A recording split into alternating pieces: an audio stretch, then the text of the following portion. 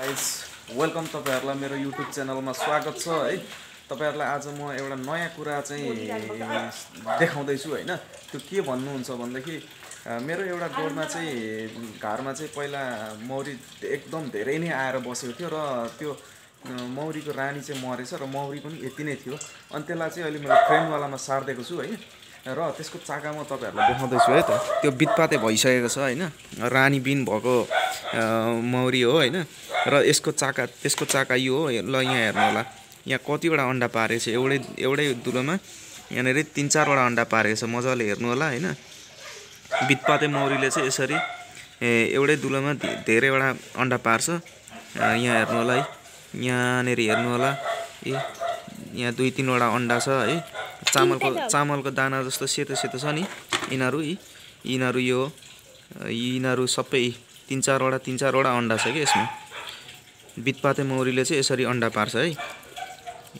यहाँ यसमा सब यो चाहिँ बितपाते मौरीले, यो रानी बिन भएको मौरीले चाहिँ हजुर यो भाले मौरीको यो सेल हो। अनि यो रानी नभएको, रानी मरेको मौरीले चाहिँ यसरी यहाँ हेर्नु होला है, 3-4 वटा अन्डा छ है। यहाँ देखिराख्नु भएको होला, यो क्यामेरा हल्का हल्लिएको छ, मोबाइलले खिचिराखेको छु त्यही भएर हो हैन। यहाँ हेर्नु होला है, यसरी चाहिँ एकदम क्लियरली हेर्नु होला। म त नगर्नु त, ती राख्नु नगर्नु न, हल्लिन्छ कि यहाँ राख्नु त। यहाँ हेर्नु है गाइज, यो बितपाते बेबी हल्लियो। बितपाते मौरीले चाहिँ यसरी एउटै दुलोमा चाहिँ 3-4 वटा मौरी के अरे 3-4 वटा अन्डा पार्छ। यहाँ हेर्नु होला, यहाँ देख्नुभयो, नलाउनु न बेबी, छोड्नु न, एकछिन यहाँ देखाउँदैछु कि मजाले हेर्नु होला है। यहाँनिर म यहाँ क्यामेरा नहल्ला किन देखाउने कोसिस गरिरहेको छु। यहाँ हेर्नु होला है, यो रानी बिन, रानी मरेको रानी, पहिला त रानी थियो, निकै आएको थियो मौरी हैन, धेरै नै आएको थियो, 2 माना 3 माना जस्तै मौरी थियो। अहिले मरेर अब मरेर भनौँ कि अब कहाँ गयो के भयो हैन। अब यो के अरे नगर्नु न बेबी। अनि रानी मरेछ क्यार हैन, रानी मर्यो कि अब रानीले चाहिँ घर छोडेर भाग्यो कि अब त्यो चाहिँ थाहा भएन, देखिएन है। र अहिले मौरी हेर्दै जाँदाखेरि किन काम गर्दैन भनेर चाहिँ घर खोलेर हेर्दाखेरि एकदम रानी चाहिँ रहेनछ है। अनि त्यत्रो मौरी आएको थियो, त्यत्रो मौरी आएकोले त यतिखेर त अब लाइसक्यो होला भन्ने भएको थियो, तर म टन्नै लायो होला भन्ने भएको थियो, तर होइन रहेछ। मौरी चाहिँ एकदम फाट्टाफुट्टा मात्र चलिरहेको थियो। र यो घर खोलेर हेर्दाखेरि चाहिँ एकदम मौरी चाहिँ एकमुठी पनि थिएन। र त्यसलाई चाहिँ मैले अब त्यो अर्को बक्सवाला डोरमा राखेको थिएँ मैले घरमा है, त्यसलाई चाहिँ मैले हटाइदिएर अहिले चाहिँ फ्रेमवालेमा सारेको छु, साइन्टिफिक बक्समा। र त्यसको यो चाका हो है। यसमा हेर्नु होला है, चामलको दाना जस्तो यहाँ सेतो सेतो है, एउटै दुलोमा 1 2 3 4 3-4 वटा 4-5 वटा अन्डा पारेको छ है। यहाँ पनि 2टा 3टा देखिँदैछ, यहाँ पनि 2-3 वटा देखिँदैछ है, यहाँ पनि 2-3 वटा देखिँदैछ। यसरी बितपाते मौरीले चाहिँ एउटा छ बच्चा, यहाँ 1 2 3 4 5 6 छ यहाँ मौरी छोड्नु त बेबी को बच्चा।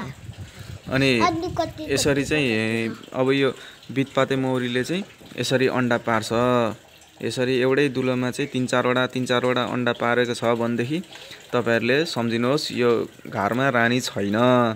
रानी नभएपछि अब यसलाई कि त रानी सेल अब बनाएर दिन सकिन्छ भने रानी सेल दिनु पर्यो, नभएदेखि अब तपाईहरुको घरमा चाहिँ तपाईहरुको अरू घर धेरैवटा घर छ भनेदेखि चाहिँ तपाईहरुले के गर्नु पर्यो भनेदेखि त्यसमा त्यो घरहरुमा हेर्ने, अनि क्वीन सेल लगाएको छ भनेदेखि त्यसलाई चट्ट निकालेर अनि यो बितपाते मौरीलाई दिने हैन। अनि बितपाते मौरीले अनि निकाल्छ रानी, र रानी हुन्छ। त्यसरी गर्नुपर्छ है। यो चाहिँ मेरो एउटा अस्ति भर्खर आएको नयाँ घरमा आएको मौरीले चाहिँ यस्तो यस्तो बिगार गरो। यसरी चाहिँ अब रानी पनि छैन, रानी पनि भागो कि मरो कि थाहा भएन है। र अहिले मौरी एकदम पातलो चल्थ्यो, अनि किन पातलो चलिरहेछ, अहिले त पुरा सिजन हो, एकदम मजाले मौरी चल्नुपर्ने, मौरी एकदम पातलो चलेकोले गर्दाखेरि खोलेर हेर्दा यस्तो देखियो, यस्तो भेटियो। र अनि यसलाई चाहिँ मैले अहिले साइन्टिफिक बक्समा सारेको छु र त्यो पुरानो घरलाई चाहिँ हटाइदिएर त्यो पुरानो घर चाहिँ अलिक हाइट, त्यो 4 फटे बक्सको थियो, अनि त्यसको चाहिँ हाइट अलिक ज्यादा थियो र धेरै हाइट भएर हो कि भनेर चाहिँ अहिले चाहिँ मैले साइन्टिफिक बक्समा सारेर अनि यो तपाईँहरूलाई मैले त्यो मौरीको चाका, यसरी बितपाते भएको चाका चाहिँ तपाईँहरूलाई देखाएर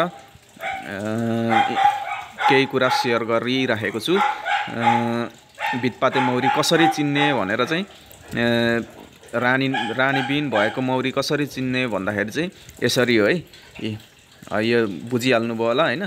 एउटै दुलोमा चाहिँ यसरी 3-4वटा 2-3वटा एउटै दुलोमा चाहिँ अन्डा पार्छ। यहाँ हेर्नु होला कतिवटा छ, 1 2 3 4 5वटा अन्डा छ है। यो दुलोमा 5वटा अन्डा छ। यसरी नै यहाँनिर कति 2टा 3टा 2टा देखिन्छ, यहाँ 3टा है, यहाँ 2-3वटा छ, यहाँ पनि 2टा, कतिमा छैन होइन। यसमा एउटा रहेछ, यो 2टा, यसमा 1 2 3 4 5वटा छ यसमा है, र यसमा 2टा छ, यसमा 2-3वटा छ, यसमा 2टा छ। यसरी एउटै दुलोमा चाहिँ धेरैवटा अन्डा पार्छ है बितपाते मौरीले चाहिँ। ल गाइज, तपाईहरुलाई मैले बितपाते मौरीको बारेमा चाहिँ केही जानकारी दिएँ हैन। तपाईहरुलाई मेरो भिडियो कस्तो लाग्छ सल्लाह सुझाव दिनु होला र लाइक पनि गर्नु होला मन पर्छ भने। अब मन पर्दैन भने त के भन्नु हैन। र तपाईहरुको विचार कमेन्ट मार्फत पनि राख्नु होला। र यसरी बितपाते मौरी यसरी चिनिन्छ है भनेर चाहिँ भएन, मेरो बेबीले सुटुक्क कान मारेर के भन्नुभयो, भएन अरे मैले भनेको, भन्दिन त बेबी। बाबाको च्यानललाई लाइक शेयर सब्स्क्राइब गरिदिनु होला। अनि तपाईहरुको मनमा के छ तपाईहरुको विचार कमेन्ट मार्फत राखिदिनु होला। र एकदम यो चाहिँ बितपाते मौरी यसरी चिनिदो रहेछ है, यसरी चिन्नु पर्छ है भनेर चाहिँ तपाईहरुले यो मेरो भिडियोलाई शेयर पनि गर्न सक्नुहुन्छ है।